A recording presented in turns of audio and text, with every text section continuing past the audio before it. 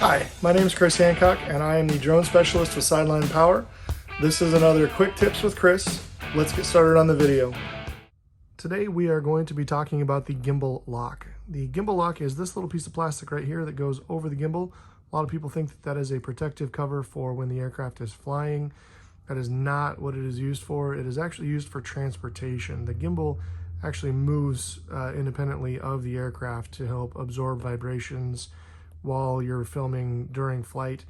But if you don't lock it down when you're in transport, chances are you can, have the case bump or drop or something like that, and that gimbal has the potential to jar against something and get damaged. So always want to have the gimbal lock on when we're transporting it, but we also want to take it off first thing before we start flying, and I'll show you why here in a second.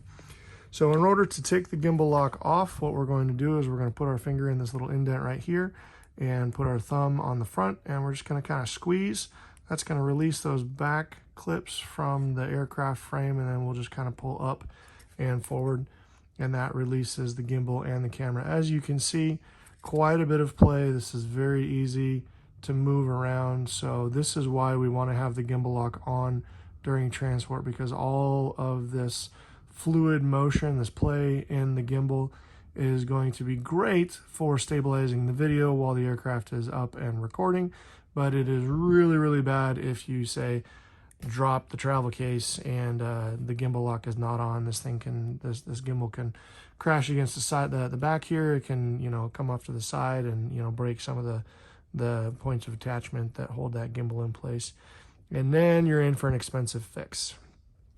So taking the gimbal lock off before we turn the aircraft on, if you take a look at the camera right here, we're going to go ahead and turn the aircraft on, and you'll see how that camera goes through a rotation process to make sure that everything is working properly.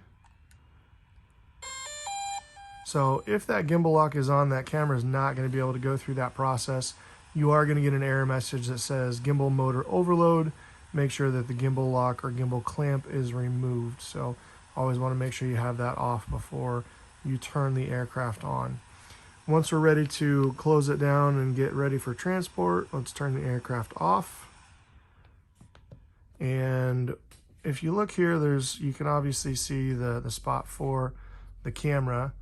And then if you look on the side, there's these kind of little U-shaped pieces right here. So the camera goes obviously in this area right here, and then the gimbal motor arm on the side goes in these little rounded areas right here. So you want to make sure that the camera is straight. Slide the gimbal lock straight on, and there's a couple little hooks that go down in this part of the frame right here, so we'll kind of get those set first, and then we will just straight push until it clicks into place. And now our gimbal lock is on. Our aircraft is ready to transport. That's all we got for today's video. Thanks for tuning in to Quick Tips with Chris. If you have any questions, email me at chancock@sidelinepower.com.